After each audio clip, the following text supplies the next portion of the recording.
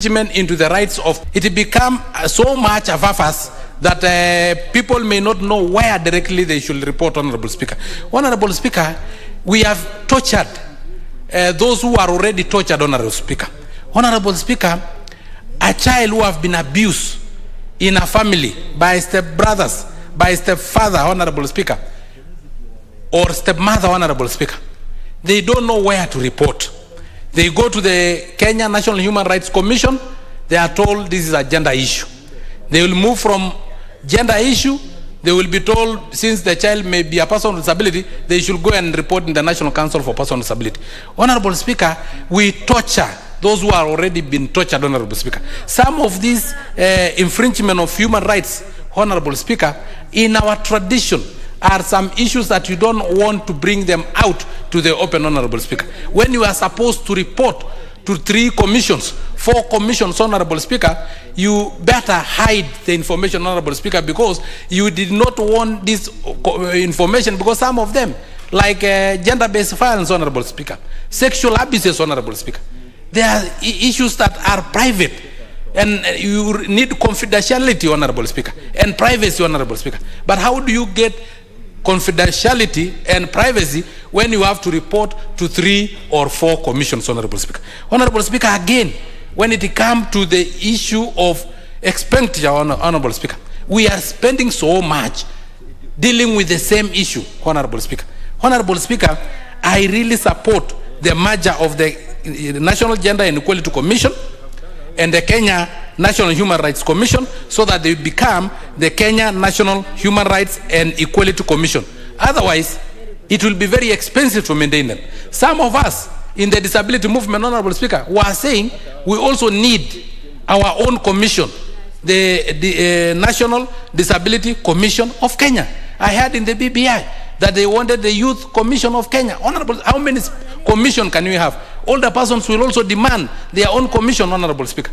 Honorable Speaker, children will need their own commission, Honorable Speaker. How many commission will we have in this country? And are we ready to support financially all these commissions, Honorable Speaker? Honorable Speaker, Honorable Kioni committee have just given us away, because there are so many other, even state cooperation, leave alone the commissions, that we need to merge, Honorable Speaker. Honorable Speaker, see the issue of the National Council for Persons with Disability and the National Fund for the Disabled of Kenya, Honorable Speaker, and APDK, Honorable Speaker, all of them dealing with the same person called a person with disability, and spending like the National Fund for the Disabled of Kenya is through an act of parliament. The National Council for Persons with Disability is through an act of parliament, Honorable Speaker. And they all purport to be assisting persons with disability, and their state corporation, they have board members, they have board of trustees, Honorable Speaker, spending a lot of money for nothing. We spend in this country almost 60% in administration.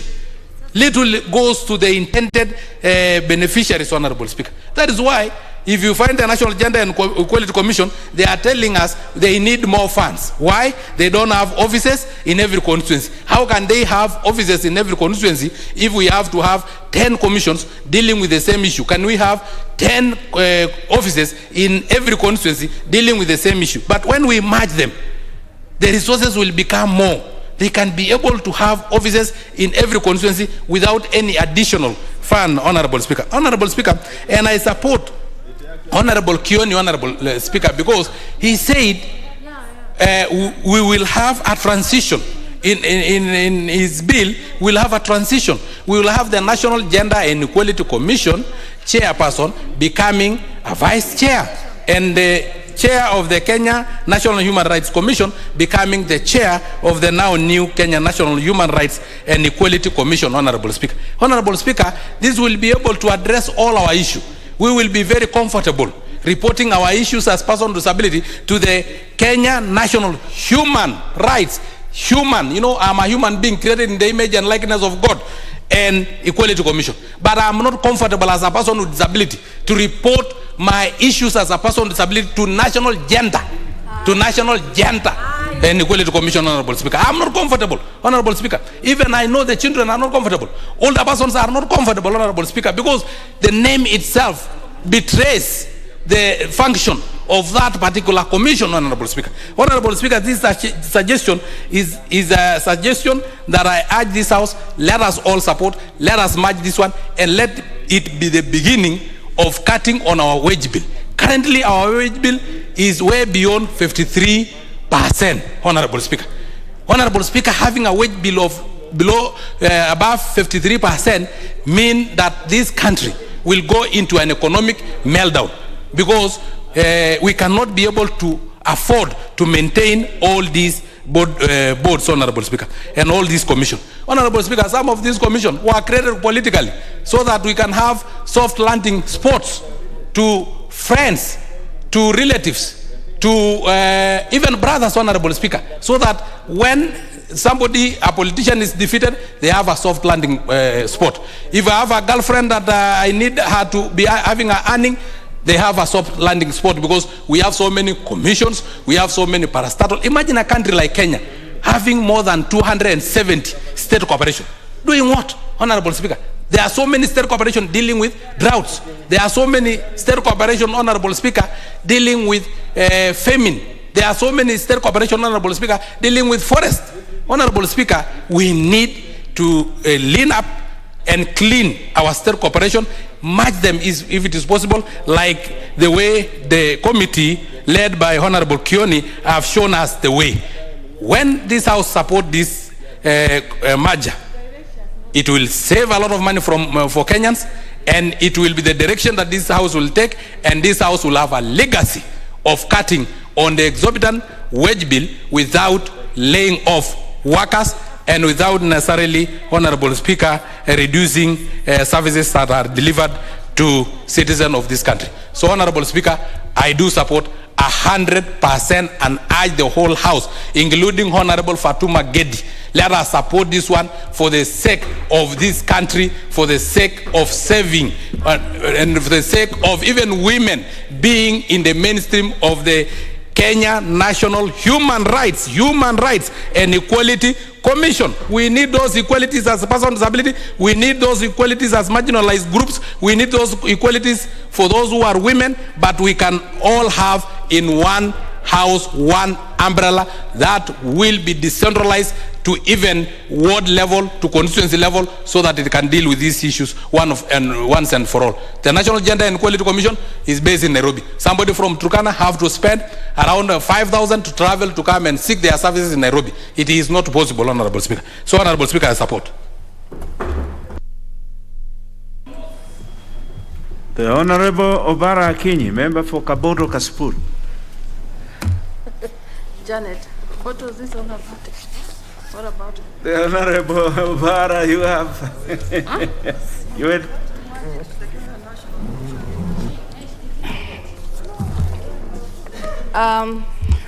Thank you very much, Mr. Speaker. I stand to oppose. And Mr. Speaker, NGEK is the only commission that fully handle matters that affect mainly, it's gender, but mainly women.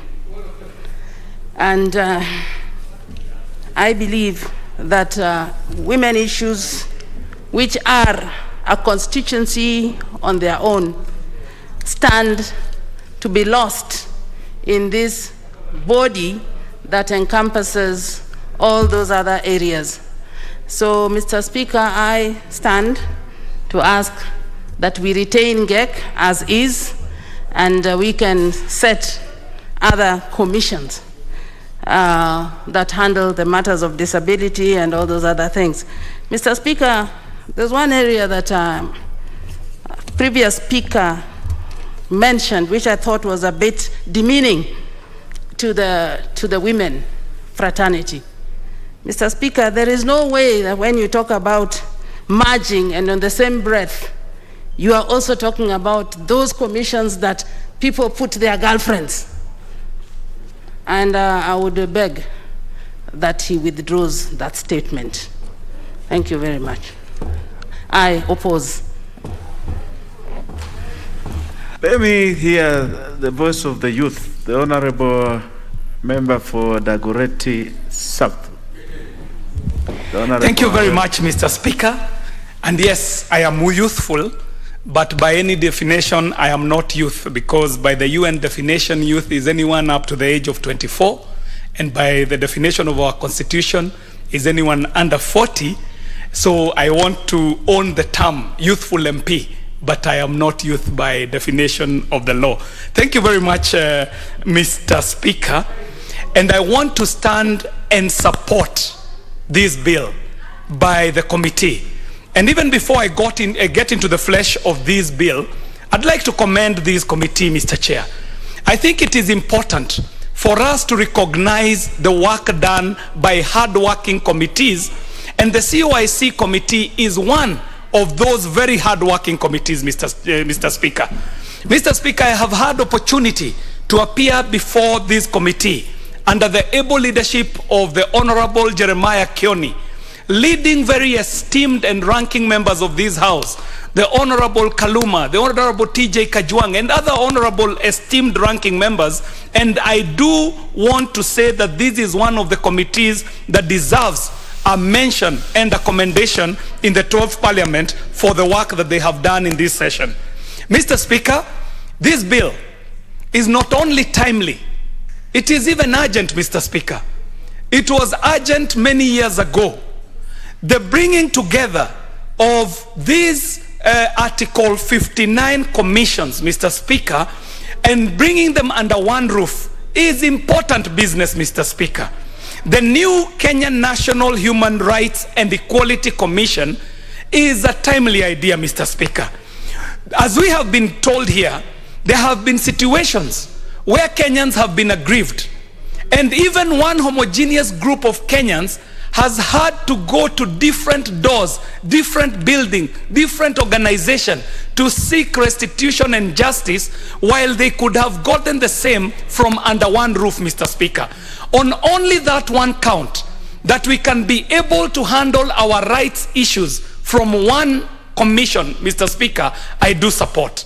Secondly, Mr. Speaker, the proliferation of commissions is not in the interest of anyone in this country, up to and including the marginalized groups in our community. The women do not benefit when we proliferate commissions, Mr. Speaker. The youth do not benefit when there is a proliferation of commissions. The marginalized people, the people living with disability. If we could get one super commission, as is being proposed here, under the Kenyan National Human Rights and Equality Commission, then we would be walking the path that the new constitution had envisioned. Mr. Speaker, there could be a few issues that can be raised on gender matters, Mr. Speaker.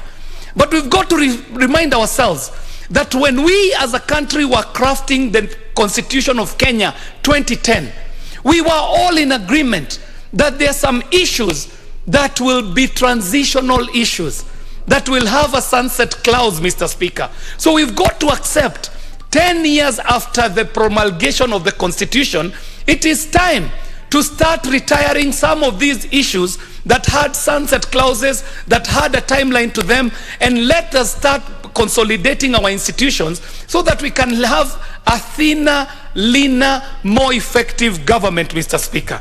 Mr. Speaker, the effort to bring equality issues under one roof is the second reason why I support this bill. Mr. Speaker, as this new commission takes office, they have their work cut out for them. Mr. Speaker, this is a commission that will have to fight for its independence. They will have to elbow for their space in this country. They require their independence, Mr. Speaker, as has been envisioned by the crafters of the Constitution, because some of the offenders of human rights are actually very powerful people, very powerful institutions, very powerful entities.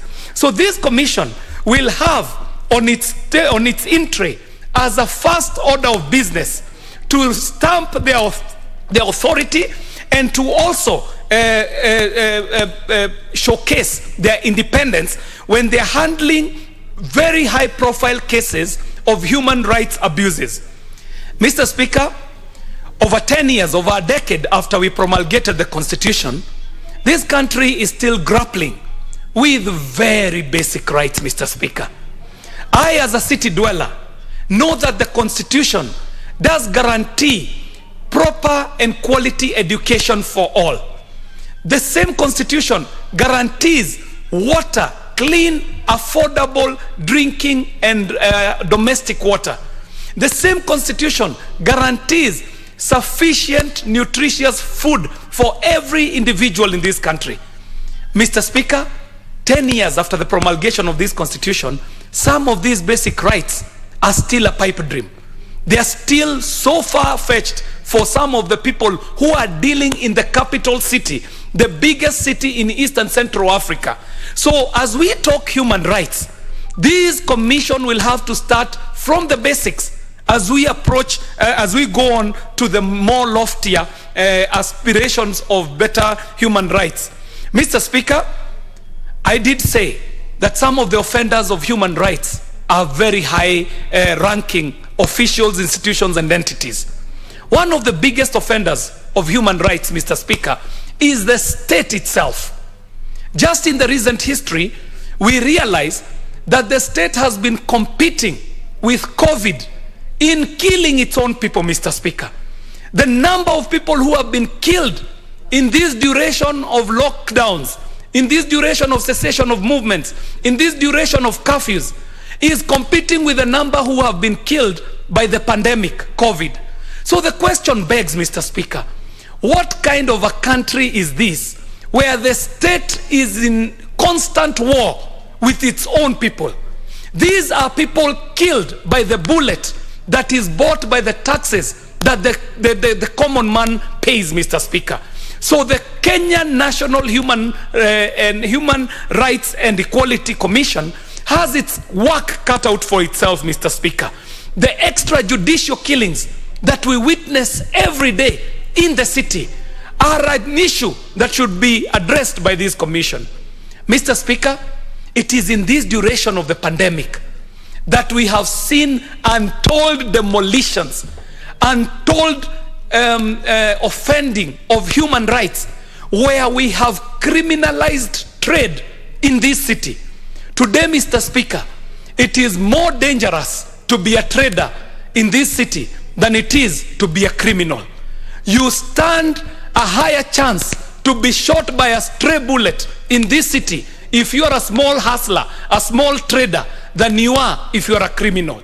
So, Mr. Speaker, where agencies like the Kenya Police Service is failing, where the judicial system is faltering, where the Commission of Administrative Justice is failing, is a gap that needs to be filled by the newly reconstituted Kenya National Human Rights and Equalities Commission if we pass this bill, Mr. Speaker. So, Mr. Speaker, as I have said, I am in full support of this bill. I would want to urge some of our honorable ladies who may be having a small contestation on the issue of gender to understand that the proliferation of commissions in this country does not work in their interest. In fact, it works to counter to the effort that they are trying to push. Let us mainstream their issues, the issues of women, the issues of the youth and the marginalized, the issues of the people living with disability. Rather than proliferate them, let us mainstream them so that their issues can be tackled on the high table, and that is what this bill seeks to do by bringing the Article 59 commissions under one roof, Mr. Speaker.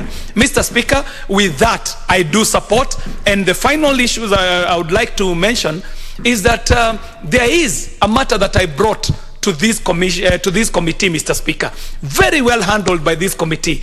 I do pray that this House and the relevant institutions that have been mandated by this commission to take up the petition that I brought to this committee will step up to the plate and do as was prescribed by this committee on the issue of our esteemed civil servants who retire without benefits and packages, making it so dangerous to work in some of these offices that the president appoints some of the citizens to, so that we make the public service not a career killer, but a career builder.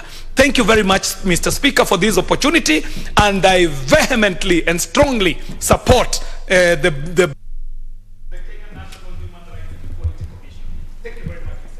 The Honorable Kiaria, the sanctity to life, the sanctity of life, the right to life can never be gainsaid. Yes, so that is the ultimate. And well spoken. And you do a good job in Dagoretti South. Now I understand why you are speaking to this right to food and all this. I know that you are feeding the young ones there. It is a good thing that you are doing. Very well. The next one on my list here is the Honorable Odhiambo Akoth, member for Suba North. But I don't seem to see her. I know she would have loved to speak to this.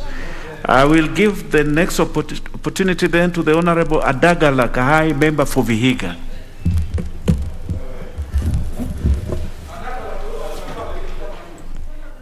Thank you.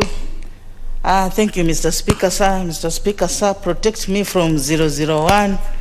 Mtoto wa Kenya huyu. You are adequately protected, my woman representative. The Honorable Sankok does not mean any ill will towards you. It's just appreciating that you addressed similar colors to him. Yes, proceed. Yes, thank you, Mr. Speaker, sir, for the protection. I know Sankoko is in the cold, is admiring to join me in the Amman National Congress. You are very much welcome, Honorable Sankoko. And your position nomination is guaranteed you will get.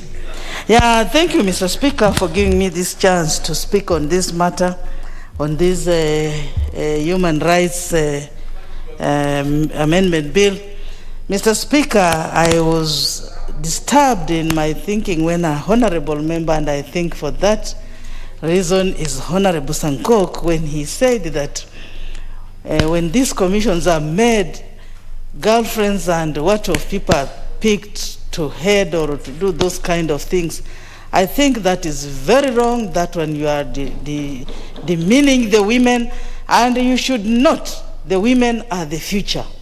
So know that a woman is your mother, a woman is your daughter, a woman is your aunt, and they are given these positions in the right manner they deserve. So do not demean women. Women have a right to be employed or to be given these slots. Thank you so much for apologizing. Mr. Speaker, sir, I want to support this. More of these commissions should be even be put in place. Just hold on, the Honorable Adagala. The Honorable Ali Fatuma, what is out of order?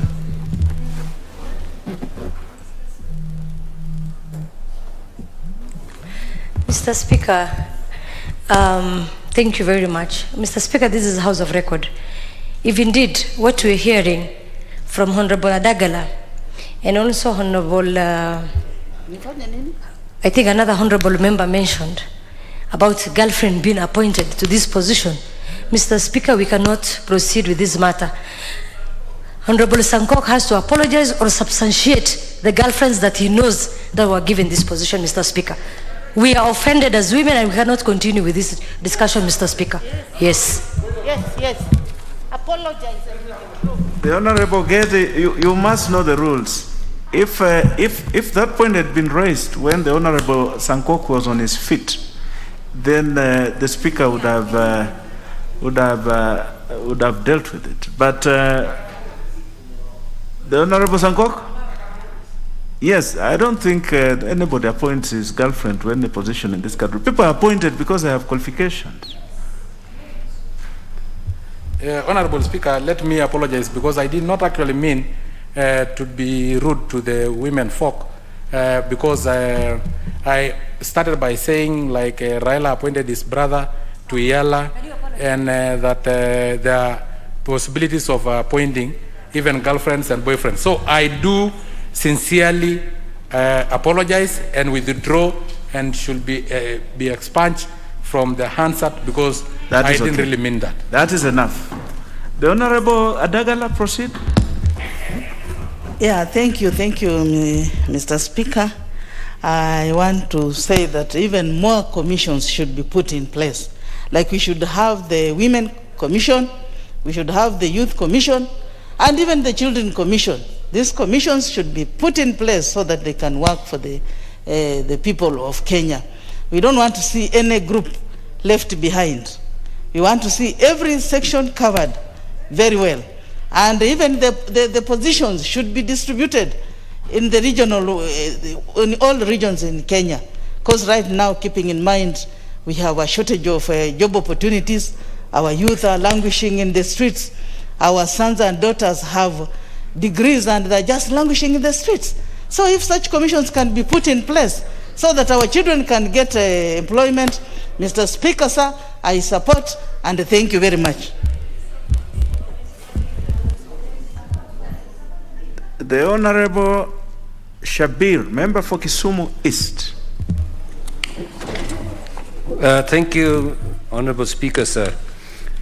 I stand to oppose this proposal.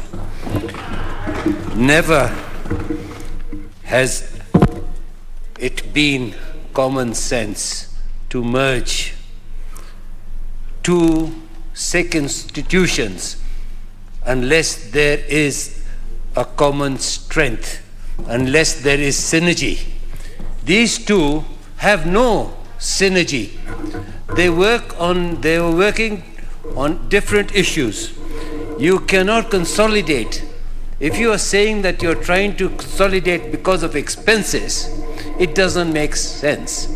If you're consolidating because the two institutions are not serving the purpose for which they were initially put together by the Constitution, then you need to have some sort of report, some sort of research coming and showing us this. There is nothing. All it is that somebody somewhere wishes to restructure this particular two institutions that were part and parcel of Chapter 4 and part and parcel of the commissions that we set up. And I was in CKRC, and Honorable Kenny, I don't know whether you were there, and we took a long time trying to work out how this can be done. In 2011, with the wisdom of Parliament, these were split into three. The idea is to see which one of these three or which two of these three are not working. You cannot say because the commission must have between 3 and 9, we are now going to reduce costs by putting the commissions together. You can only put certain things together. You cannot mix oranges with lemons. Or you can, but you cannot mix oranges with apples. And I think that is basic thing. The basic reason that we went through the Constitution was the Bill of Rights, one of the best in this world. The basic reason that we went to the Constitution was we said we need to recognize the right of women and gender. There was also the issue of human rights. Human rights has been taken out of perspective. As you are saying yourself, human rights are decided by people in the Western world. For what is a human right for them is not a human right for us. Tomorrow, these boys who are burning schools, they say it's their human right. What human right? In African society, the right is the one that is earned, not the one that is given to you because some Westerners said that. But we're not undermining the question of human right. Let that happen. I was, Honorable Speaker, in Panama when this issue of the Somalis came up and the issue of them being put together in human rights.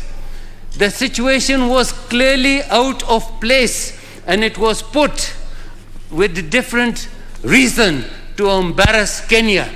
The situation was not to say whatever the reason was security, they forgot other issues. So the issue, you cannot bring Mheshimiwa Kioni, that human rights failed because of that. Human rights failed because they have lost direction. Correct that direction. And if the Equality Commission is in the right direction, please take it there. Under the commission which was established under section 59(4) was in chapter 6. It was in the Bill of Rights, and it is fully implemented. Until they're fully implemented, they cannot be changed by resolution. It has to be through referendum. Article 255(1). You cannot in fact use restructuring via administrative power that you are trying to use. There has to be more to make a form of putting these things together. So I disagree, and the amendment of the powers that you are quoting, 255.19 or 1G, is incorrect.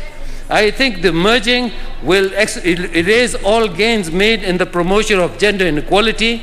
It is giving a loss of strategic clarity and focus, and the real danger is to mainstream the main issues and the gains that we have made in gender and mix them up with human rights. They're two very different elements. And if you are wondering about costs, reduce the commissioners to 3 each. That will be better than the 9 of the vice chair of this, vice chair of that. You are introducing what is called conflicting interests in one body. And we are going to go like the Kenya Meat Commission or something else. This is going to be destroyed. You're trying to destroy something that was put together with the commission. This proposal is misconstrued, mismatched, misadvised, and is with bad intention.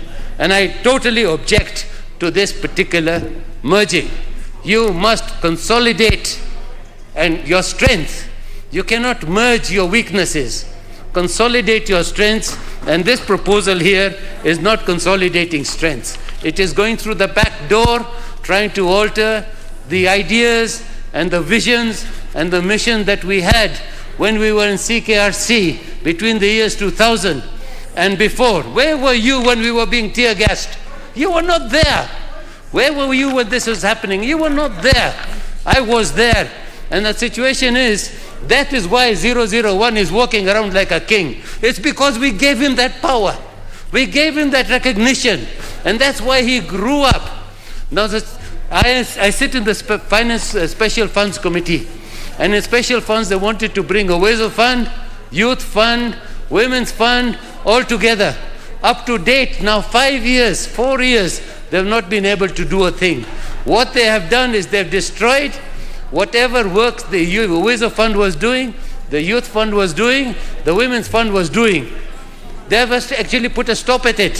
For 5 years, my constituency have not had a single Wezo loan. So the situation is, this is a bad intention of trying to take this back and bring this country back to where it came from and affect the gains and reverse the gains that we've made in gender. Thank you very much, Mr. Speaker. The Honorable Shakil, this is not the chair's personal bill. This is a bill being sponsored by the committee. So don't make it look like it is the personal property of the member for Ndaragu. It is the property of the CIOC committee. The Honorable Cecil Mbarire. Thank you, Mr. Speaker. Mr. Speaker, I rise to oppose this bill. And Mr. Speaker, I oppose it because I have memory of where the National Gender and Equality Commission came from. Mr. Speaker, the women of Kenya were deeply involved in the constitution-making process that gave birth to the 2010 Constitution. And they were as clear as day and night that there was no other way of addressing issues affecting women in this country other than having an independent commission whose main purpose was to deal on gender matters affecting women. Now, while it makes economic sense that we should consolidate and, enjoy the economies of scale and make sure people are able to access these services closer home, the experience we are having as women in this assembly is actually that our fears were true. That even despite coming up with a gender commission, we still are having to fight in every budget cycle for more budgetary allocation to the gender commission. That explains to you how issues women are viewed by a majority of people in positions of authority, including in this House, Mr. Speaker.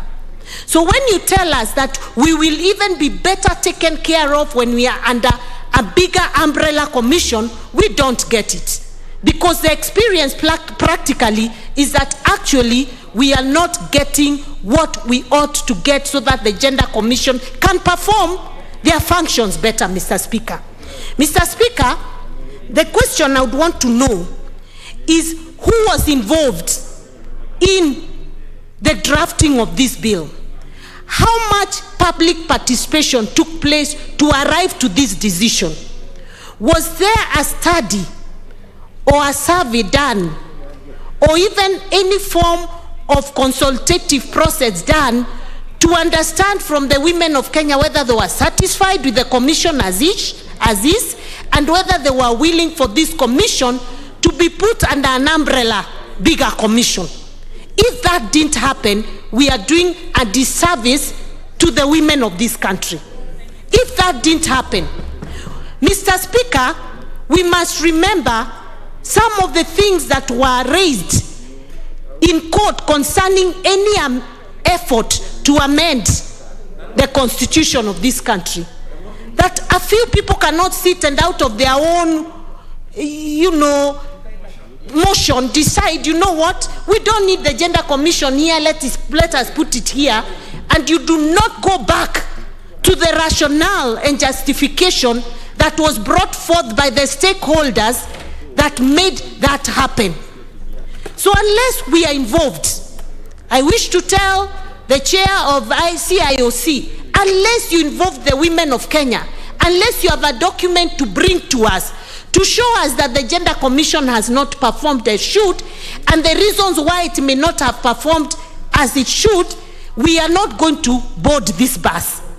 Because this is a dangerous route, and this will be dangerous for the women of this country, and we will not allow it, Mr. Speaker. So I urge the members of this House, please don't use economic sense to make a decision on a matter so critical for the women of this country. And we keep asking this one question.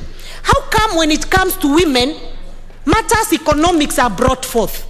But when we are dealing with other issues, including wasting money on things like BBI, matters economic are never mentioned. So on this one, Mr.